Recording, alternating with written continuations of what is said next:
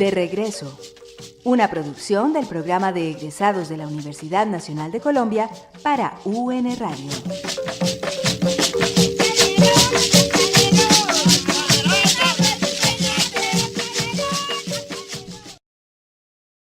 Hola, muy buenas noches. Una vez más estamos con ustedes en De Regreso, el espacio radial del programa egresados de la Universidad Nacional de Colombia, sede Medellín. Hoy nos acompaña Óscar Escobar Cardona, ingeniero forestal de nuestra universidad, egresado de 1965. Es un amalfitano. Estimado Óscar, bienvenido a De Regreso. Muy buenas noches. Buenas noches. Amalfitano, ¿usted sale en qué año o cuándo nace en Amalfi? Háblenos un poco de esos recuerdos que tiene de su tierra. Yo soy hijo de Amalfi, hijo de amalfitanos que eran arrieros, mineros y agricultores. Yo salgo de Amalfi de 4 años, increíblemente en un avión Constellation de 4 motores, y no había llegado el primer carro a Amalfi.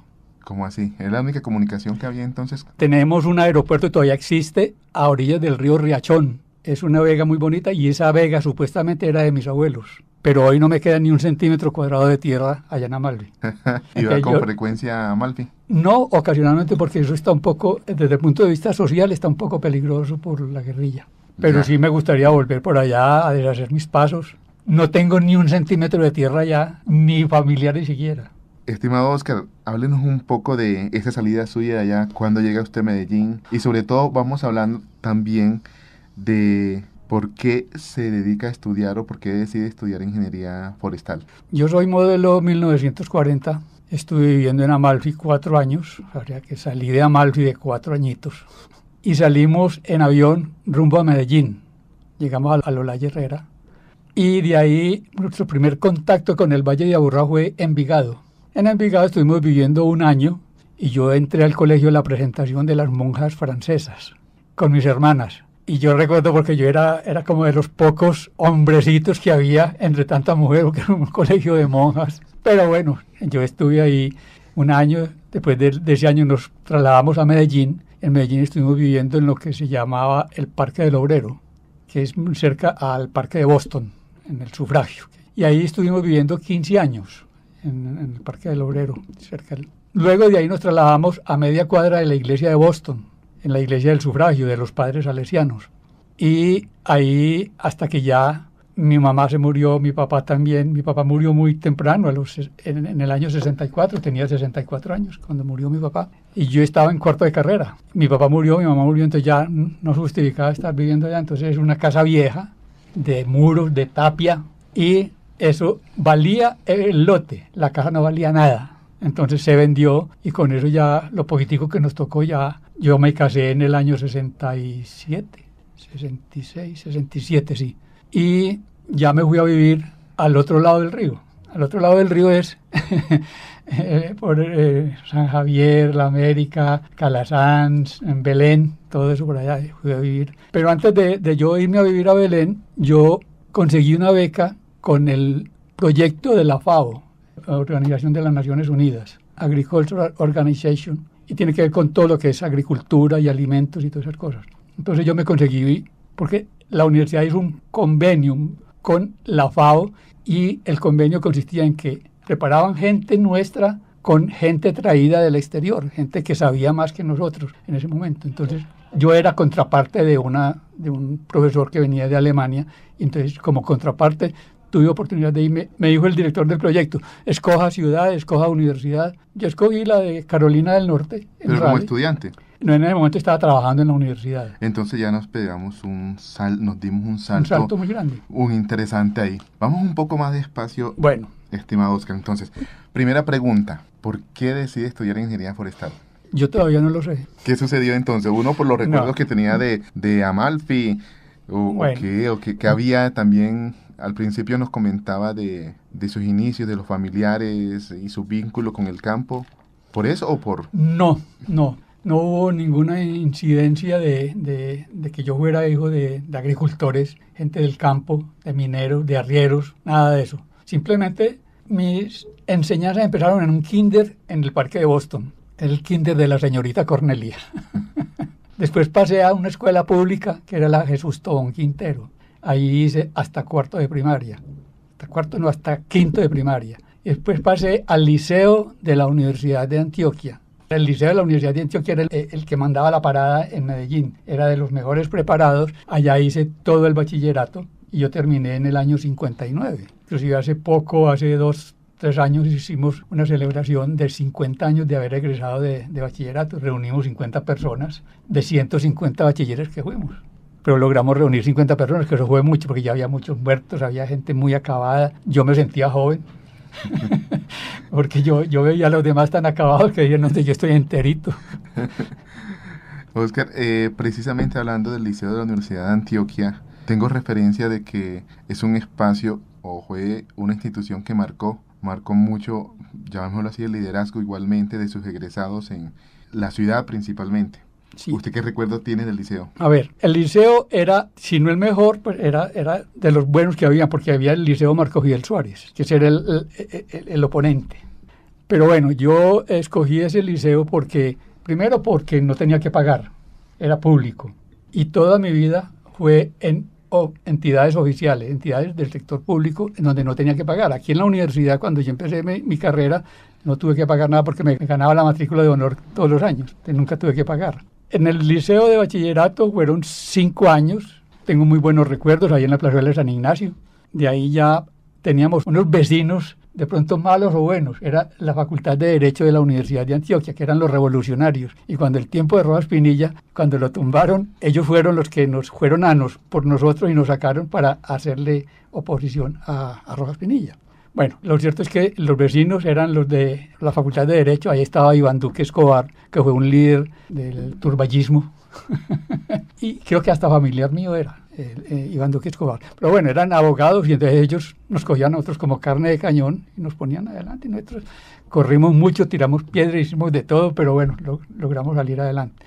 ¿Por qué yo escogí la carrera en la que terminé? Yo tenía mis nexos con la Universidad de Antioquia a través del Liceo de Bachillerato. Entonces me fui para la Universidad de Antioquia en lo que hoy es la Facultad de Minas. Allá quedaba la Facultad de Ingeniería Química. Y yo decía, no, yo quiero ser químico, quiero hacer experimentos, quiero miles de cosas. Entré a Ingeniería Química en la Universidad de Antioquia. Eso no era para mí.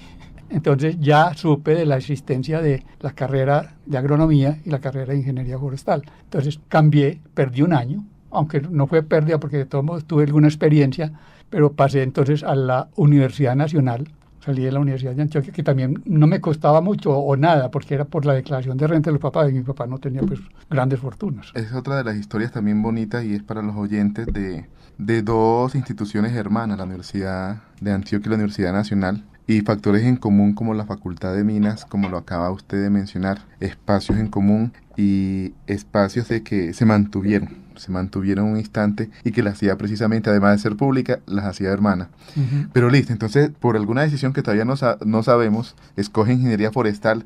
Uh-huh. ¿Y cómo le va? ¿Cómo es el ingreso a la nacional? Hubo un examen de admisión. Yo pasé el examen de admisión y empecé la carrera normalmente. Aquí en la Universidad Nacional, en esta parte de lo que era agronomía, porque todos estos terrenos aquí eran de agronomía. Entonces yo entré y me sentí como en mi ambiente y empecé pues a estudiar. Me fue bien, le fui cogiendo el ritmo a la carrera, me fui amañando, me fui haciendo y me compenetré con ella en la carrera hasta que ya pude terminar. Entonces yo como estudiante de pronto podría decir era muy mazo y me ganaba la matrícula de honor todos los años, entonces yo no tuve que pagar. Era lo que esperaba, o sea, porque una situación sucede o se presenta antes de uno ingresar a la universidad de lo que uno cree que es una carrera y otra es cuando realmente se enfrenta y tal vez otra cuando sale a trabajar, ¿cierto? Sí, eso es muy cierto. Uno va con unas ilusiones, con unas ideas, ¡ay, que esta es la carrera mía! Resulta que empieza a trabajar, a estudiar y esto no es lo mío. Lo que le sucedió con ingeniería química. Correcto, y por eso me retiré de ingeniería química. Hice un año, hice muchas matemáticas que me sirvieron después ya en la carrera de ingeniería forestal. Al fin y al cabo era una ingeniería desconocida en ese momento en Medellín. Era el Instituto Forestal, adscrito a la Facultad de Agronomía, era la Facultad Nacional de Agronomía, que nosotros éramos a nivel nacional, no era aquí una facultad de agronomía a nivel local, no, era a nivel nacional. Y tenía el Instituto Forestal que estaba adscrito a esa facultad. A mí me tocó estrenar muchos profesores. Yo entré en el 61 y la carrera de ingeniería forestal empezó como en el 55 creo que empezó la carrera de ingeniería forestal. Bueno, lo cierto es que yo hice buenas migas con los profesores, ellos me fueron viendo, vieron que yo servía, y de pronto eso incidió para que al yo terminar mi carrera me vincularan a la universidad. Y como lo digo aquí en la hoja de vida, yo me vinculé en una área que tal vez no era la mía, pero que de todos modos la universidad me encargó, era superintendencia de la olla hidrográfica de Piedra Blanca, la que abastecía de agua a Medellín en ese momento. Y allá estuve como superintendente durante año y medio, tenía un vivero de casi 1 millón de arbolitos, me tocaba la reforestación de toda la cuenca, me tocaba viajar, mirar el desarrollo de los arbolitos, cómo vive, todas las cosas. Y además me tocó un programa muy interesante, que era con la Secretaría de Agricultura de los Estados Unidos, que era la introducción de coníferas, pinos y cipreses, sobre todo pinos, a esta zona tropical. Porque los pinos siempre han sido de las zonas templadas, no de la zona tropical. Aunque hay el pino caribe, que es tropical, y nosotros tenemos la única conífera que tenemos en Colombia autóctona es el pino romerón. ¿Y ese en qué espacio está?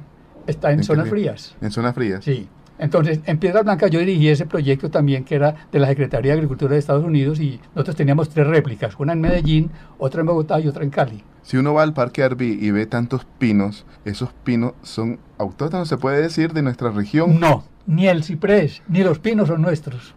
El ciprés fue introducido desde Guatemala y se desarrolló también, que se volvió maleza. Y el ciprés es hoy una de las especies pioneras en Antioquia. Dicen aquel pino, y el pino es un ciprés, no es un pino, es un ciprés. Después ya vinieron entonces los pinos, y entre ellos el pino pátula. Yo fui un abanderado del pino pátula, dirigí muchas tesis sobre el pino pátula, y yo me convertí en un abanderado del pino pátula.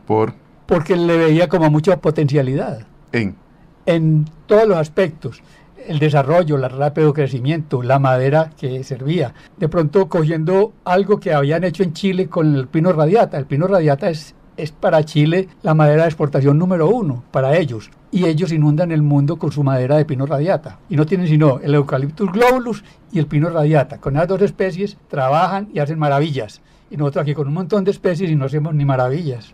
¿Y qué sucede? ¿Qué pasa en nuestro país que no hacemos esas maravillas? De pronto falta que la gente se ponga más la camiseta, que quieran más la profesión, que hagan investigaciones, pero investigaciones que sean aplicables. Y que eso muchas veces lo han hecho, que son investigaciones que se quedan por allá en los anaqueles. Pero esa cuestión tiene que ser así, tiene que ser con amor, que a uno le nazca hacer eso. Entonces, el hecho del contacto mío inicialmente, durante año y medio, en Piedra Blanca, que eran 3.000 hectáreas, a mí me tocaba en un carro zancón de doble transmisión recorrerme esos caminos de herradura, porque eran caminos de herradura y caminos empedrados hechos por los antiguos indígenas de esa zona. Que hay un estudio que se ha hecho desde el punto de vista de la importancia que tenían esos caminos. Por ahí me metía yo con ese carro, cuando no, iba a pie, pero me tocó así. Después eso le entregué yo a otro, después el otro al otro, y así hasta que se formó una élite de personas que íbamos pasando por Piedras Blancas, haciendo ese manejo de eso que era importante para Medellín,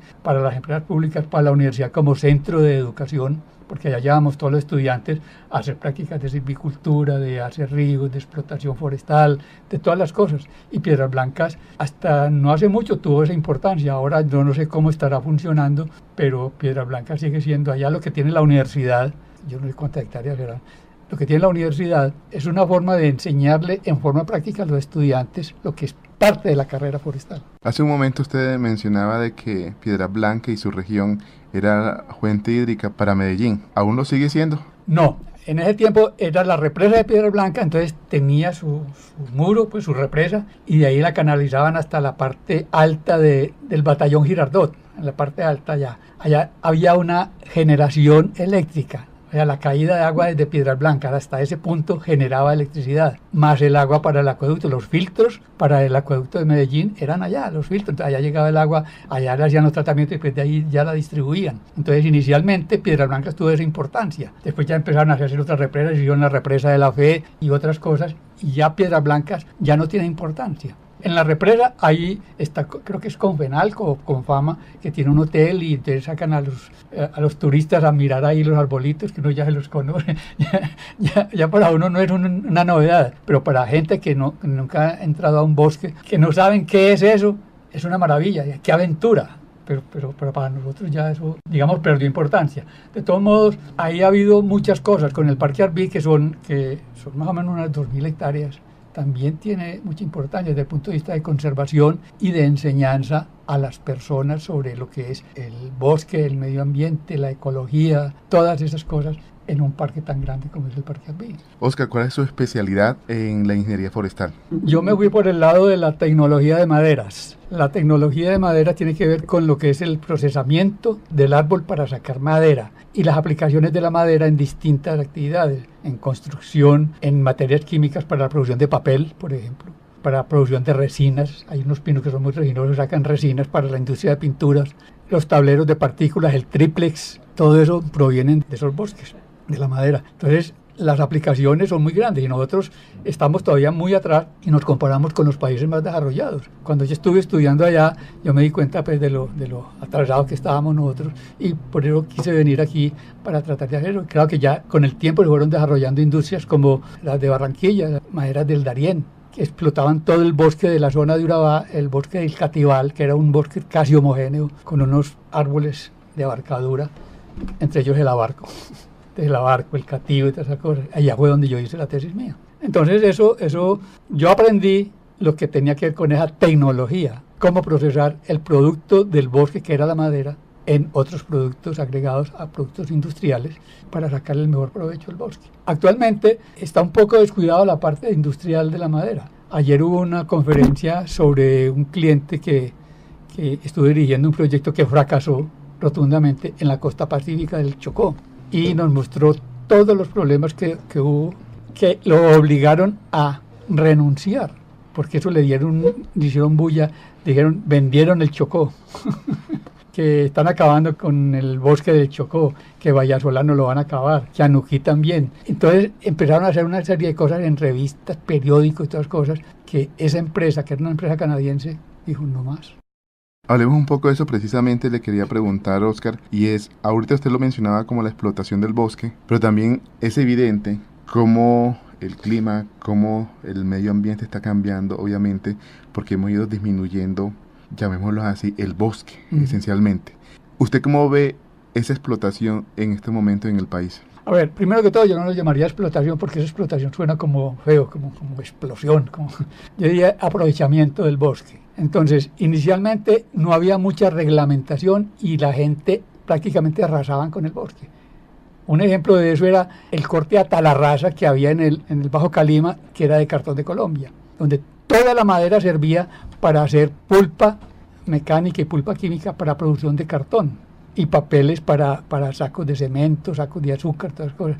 Y era toda la madera que había dentro del bosque servía. Entonces eso quedaba desolado.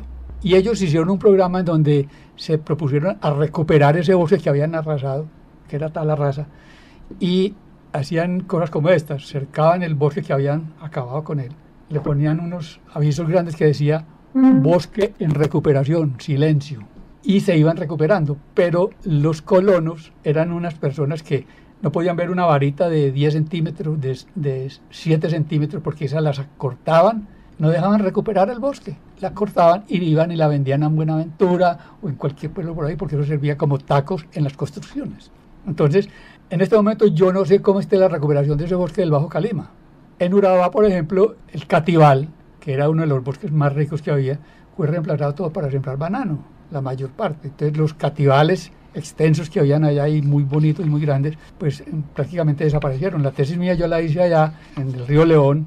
Era la trocha de la Panamericana, que era una trocha que había arrancaba desde la carretera que iba hacia Necoclí, hacia Chigorodó, y era una trocha, simplemente hicieron el terraplén, levantaron, porque eso era todo inundable, y por ahí entrábamos nosotros hasta lo que era la Panamericana con el río León, en todo el cruce. Ahí estaba el Parque Nacional del Río León. Supuestamente el dueño de ese Parque Nacional del Río León era la Universidad Nacional, 5.000 hectáreas, y de eso no le queda a la universidad ni un centímetro cuadrado, 5.000 hectáreas. Me encomendaron hacer una cabaña, una choza, para llevar a los estudiantes a hacer prácticas en ese bosque.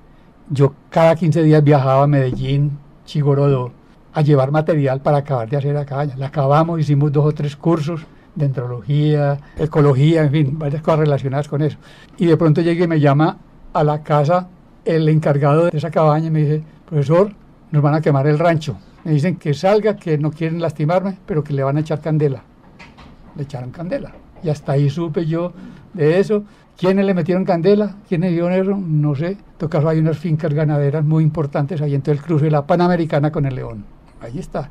Lo que era bosque creo que por Constitución Nacional, tiene derecho a la Universidad Nacional a un bosque de ese tamaño. Entonces dijeron 5.000 hectáreas. Imagínese usted hoy la Nacional con 5.000 hectáreas. De pronto estaría encartada, como está con muchas otras cosas, que es un encarte para la universidad. Pero bueno, eso es lo cierto que ocurrió. Usted también se ha desempeñado como asesor y supervisor de la madera inmunizada, en fin.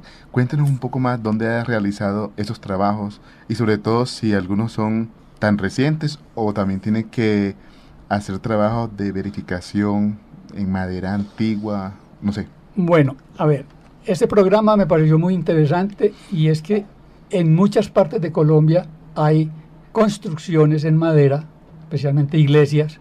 Aquí en Medellín está el Hospital San Vicente de Paúl, en Santa Fe de Antioquia está el Puente de Occidente, está en el Museo Juan del Corral, en la iglesia de Santa Bárbara. En fin, hay una cantidad de edificaciones que hoy son patrimonio de la humanidad, creo yo, algunos de ellos, en donde tenían problemas de madera.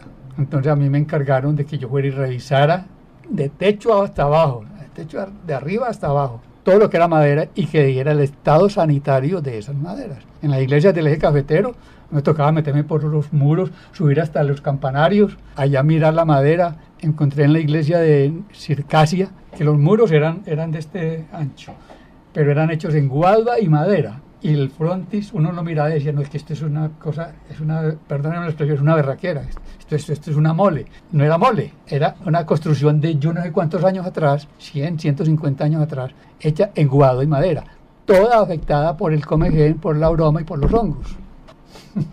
Bueno, entonces, ¿qué ocurrió con eso ahí? Que yo tenía que dar el visto bueno del estado sanitario de la madera y dar las recomendaciones para el caso. Unos acogían esas recomendaciones, otros ni les importaba. Eso era como si les hablara uno en inglés. En todo caso, a mí me contrataban para eso, para yo inspeccionar, dictaminar, hacer un informe y dar las recomendaciones del caso. Como repito, en algunas siguieron las recomendaciones, en otras de nada sirvieron. Entonces, yo estuve en programas de recuperación de esos monumentos en el eje cafetero, como dije ahora, en Santa Fe de Antioquia, de aquí en Medellín, y todavía me siguen buscando porque yo le metía como mucho amor a eso. Yo me subía en unos andamios hasta 5 metros de altura. Una vez estaba revisando un cielo falso y yo empecé a tocar con un churro que yo tenía especial y sentí que estaba coco. Entonces yo le dije al cliente, póngame el andamio aquí debajo, yo voy a pararme aquí allá arriba a ver qué es lo que pasa. Me paré y se vino hacia abajo y caí sobre el andamio. Entonces las enfermeras que estaban abajo, eso fue en el Hospital San Vicente de Paúl, dijeron, uy, esto se va a caer, y salieron corriendo, porque vieron que yo caí sobre el andamio, y era que ya no quedaba sino la telita, porque el comején come por dentro, pero no se deja ver sino a través de las deyecciones, que son unas bolitas, que son excrementos de los comejenes. Entonces son anécdotas que uno tiene, que ha ido recopilando todas esas actividades, y que me parece que son muy interesantes. Yo lo trabajé con todo el amor del caso, di lo mejor de mí, y hasta el día de hoy, que ya no sé quién haya seguido mis pasos. Estimado Oscar, infortunadamente estamos llegando al final del programa. Tenemos muchos más temas para hablar. No, claro. Pero bueno, el tiempo es una realidad en este caso, pero me gustaría hacerle una pregunta antes de finalizar. Usted se jubiló, fue docente en la universidad, ¿hace cuánto ya estuvo, hasta qué año? A ver, yo entré en el 66 como superintendente de Piedras Blancas. Ahí después ya bajé, entonces entré como profesor. Después ya conseguí la beca y me fui para Estados Unidos 2 años y medio. Volví, seguí como profesor y entré a ser director del departamento y director de la Escuela de Tecnología Forestal. Después metí una aburrida aquí en la universidad y entonces me contactaron de Honduras y me contrataron para que fuera a dirigir la carrera de ingeniería forestal en Honduras. Allá no había ingeniería forestal, entonces teníamos que empezar desde cero, desde los laboratorios, biblioteca, hasta el grupo de profesores, que yo me llevé 8 profesores de acá, mis alumnos, y con ellos trabajamos muy bueno. Tuve 2 años allá, me vine y no supe en qué quedó eso, si eso progresó o se quedó estancado. Entonces, a ver, hasta ahí hasta ahí llegué, hasta donde ya me seguí vinculado a la universidad. Entré mucho a lo que es la dirigencia de la universidad. Yo fui representante profesoral en el consejo directivo de la facultad y en el consejo de sede en representación de los profesores. Entonces estuve también muy activo en eso. ¿Y hasta qué año estuvo como docente? Docente hasta el año 95, que me jubilé, que cumplí 20 años de servicio y 55 de... Bueno, una última pregunta. ¿Qué le apasiona a Óscar? ¿Qué me apasiona? ¿Qué le gusta? ¿Qué hace su tiempo libre? Pues en estos momentos estoy dedicado a mi familia. Yo hago muchos viajes a Estados Unidos, donde tengo 4 nietas y un nieto. Y aquí en Medellín tengo 2 nietas. Entonces son total 7, en donde hay solamente un varón que lo van a coger las mujeres y lo van a apabullar.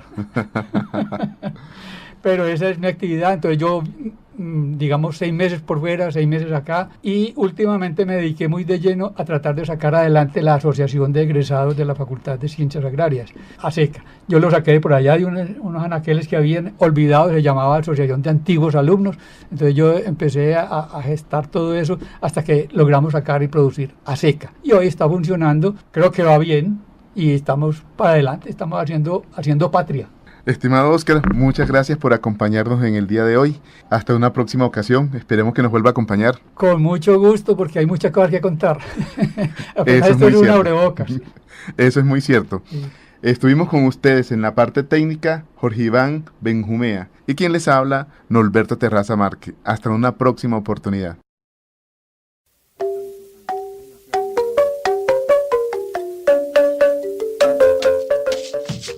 De regreso, una producción del programa de egresados de la Universidad Nacional de Colombia para UN Radio.